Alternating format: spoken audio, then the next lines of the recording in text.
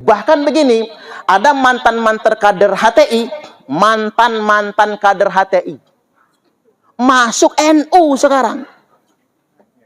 NU-nya yang kejebak. Masuk NU, orang-orang HTI.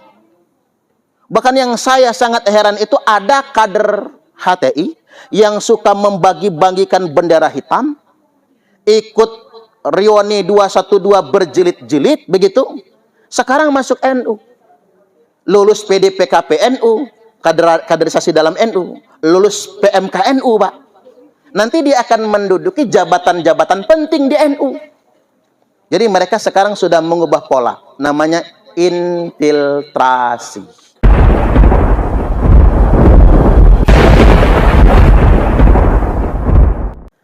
Nah, artinya memang radikalisme terorisme itu ada di lingkungan kita.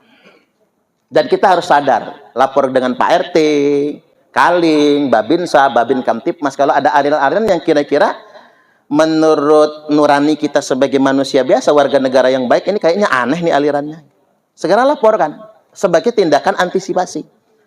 Nah, mereka sekarang punya strategi baru, Bapak Ibu. Apa itu strategi infiltrasi? Mereka infiltrasi, nyusup. Bahkan di satu daerah di Lampung ini, Pak, mereka jadi ketua RT, jadi kepala lingkungan, jadi kepala dusun, nyalon kepala desa. Hati-hati sekarang, itu strategi infiltrasi. Ada yang masuk jadi ASN, aparatur sipil negara. Ada yang mau jadi karyawan BUMN. Bahkan ada yang masuk partai. Masuk ke partai, jadi anggota dewan nantinya. Masuk ke pemerintahan nantinya, kan begitu? Bahkan masuk ke lembaga-lembaga keagamaan, MUI. Bahkan begini, ada mantan-mantan kader HTI, mantan-mantan kader HTI, masuk NU sekarang. NU-nya yang kejebak. Masuk NU, orang-orang HTI. Bahkan yang saya sangat heran itu ada kader HTI yang suka membagi-bagikan bendera hitam, ikut Rioni 212 berjilid-jilid, begitu. Sekarang masuk NU. Lulus PDPKP NU, kaderisasi dalam NU, lulus PMK NU, Pak. Nanti dia akan menduduki jabatan-jabatan penting di NU. Jadi mereka sekarang sudah mengubah pola, namanya infiltrasi. Maka kita semua harus waspada. Nggak boleh dibiarkan begitu saja. Nah, kemudian yang berikutnya, halo. Apa ya, ngaji-ngaji agak serius begini ya. Cuman sebagai peringatan bagi kita, bulan Juni ini hari lahir Pancasila, hari lahirnya Bung Karno, dan hari wafatnya Bung Karno. Bung Karno berpesan, jas merah. Jangan sekali-kali melupakan sejarah. Mengapa? Dalam buku yang ditulis oleh Yuri Lina, Architect of Deception, Secret of Freemasonry. Ini penulisnya namanya Yuri Lina. Dia menulis strategi menguasai suatu bangsa. Ini nyuplik Israel dan Palestina sebetulnya. Dan bisa jadi terjadi di bangsa kita. Caranya apa? Yang pertama, putuskan sejarahnya. Hapus sejarah mereka, bikin sejarah baru. Inilah yang dilakukan oleh Israel terhadap Palestina. Mereka ubah sejarah Palestina. Kemudian yang kedua, hancurkan situs-situs sejarahnya. Bikin situs sejarah baru. Maka Israel membuat 3.000 makam palsu di Palestina demi kepentingan itu. Dan yang ketiga, putuskan hubungan mereka dengan kemuliaan leluhurnya. Doktrin mereka kalau leluhur mereka itu primitif, sehingganya mereka tidak lagi menghargai leluhurnya. Ini cara Yahudi menguasai dunia internasional. Makanya judul bukunya Secret of Freemasonry. Karena itu adalah organisasi Yahudi.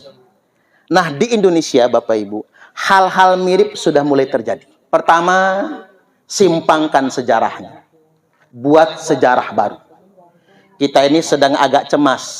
Ngapunten nggih, Menteri Kebudayaan sedang menulis sejarah ulang Indonesia. Itu beresiko loh Pak, itu. Beresiko pengaburan sejarah itu. Hati-hati, kita harus kritis itu. Jangan sampai kemudian ada pengaburan sejarah. Karena cara membelokkan masa depan bangsa itu dengan cara apa? Karang sejarah mereka, bikin sejarah baru. Agar mereka lupa dengan sejarah mereka. Makanya bangsa itu akan menjadi besar, kata Bung Karno, jas merah. Jangan sekali-kali melupakan sejarah. Yang kedua, hancurkan situs-situs sejarahnya. Makanya kita sulit. Halo? Halo? Biar nggak ngantuk, ya. Kita tuh sulit, Pak, menemukan situs-situs sejarah kita. Karena ngapa? Diangkutin semua oleh Belanda. Disimpan di sana. Bahkan orang sudah bikin situs sejarah baru sekarang. Buktinya apa? Mereka bikin 3.000 makam lebih di Indonesia. Ini kerjaan oknum-oknum habaib yang ngaku cucu Nabi, padahal mereka bukan cucu Nabi. Mereka bikin makam-makam palsu. Tujuannya buat apa? Untuk mengklaim sejarah bangsa Indonesia. Dan sudah terbukti sekarang. Apa kata mereka? Jawa Barat milik habaib, milik Tarim. Seakan-akan kita diklaim begini, leluhur bangsa Indonesia itu adalah mereka. Jadi kita harus menjadi budak mereka. Mereka kastanya ada di atas kita semua. Ini yang sekarang terjadi. Padahal mereka itu bukan Wali Songo. Gen mereka sama Wali Songo berbeda. Sejarah mereka dengan Wali Songo juga berbeda. Wali Songo berjuang dan berdakwah di Indonesia. Sedangkan mereka dibawa oleh Belanda untuk mengkhianati bangsa Indonesia. Coba ingat, Pangeran Diponegoro, perang Jawa yang nggak bisa ditaklukkan oleh Belanda. Tapi Pangeran Diponegoro bisa ditangkap gara-gara siapa? Pengkhianatan Habib Ibrahim Ba'abud. Karena ngaku cucu Nabi, dia ngejebak. Aceh yang paling sulit ditaklukkan oleh Belanda. Yang berkhianat siapa? Habib Abdurrahman Az-Zahir. Karena ngaku cucu Nabi, orang jadi percaya. Banten hancur oleh siapa? Sarifah Habibah Fatimah. Karena ngaku cucu Nabi. Geger Cilegon, dibantainya santri dan para ulama di Cilegon. Perlawanan masyarakat pribumi. Siapa pengkhianatnya? Habib Usman bin Yahya.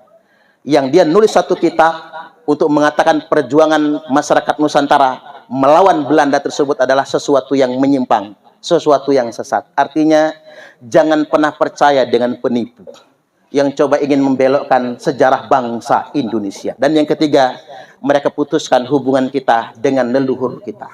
Halo? Nah, satu lagi terakhir, ini terakhir. Kami adalah Laskar Sabilillah, pecinta Wali Songo dan para anbiya, pewaris peradaban Islam di Nusantara, hingga berkibar bangsa Indonesia.